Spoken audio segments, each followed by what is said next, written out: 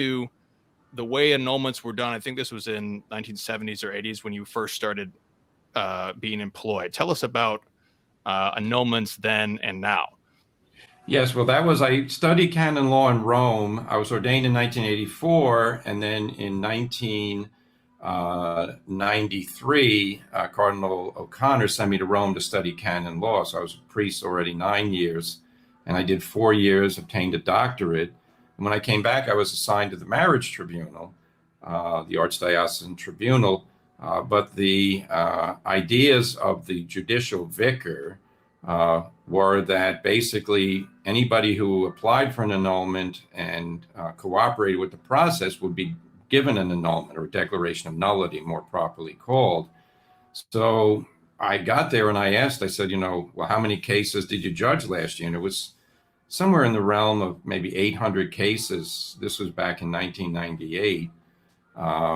And I said, well, how many of those cases were found, that the plea for nullity was not granted? And he said, well, maybe 2 or 3. So it was evident to me they were not following the Roman jurisprudence, which I had studied when I was in Rome, how to approach marriage under the, you make a petition and you say this marriage was invalid because of lack of psychological maturity.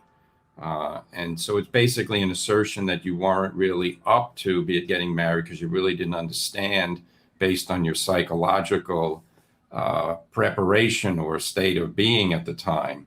And this was very much contested by Rhodal judges. So the Rhoda is the Court of Appeals for American or all marriage tribunals throughout the world. If cases get appealed, in other words, an annulment's granted and then the defendant, so to speak, says, no, I think this was a valid marriage, I appeal my case to Rome.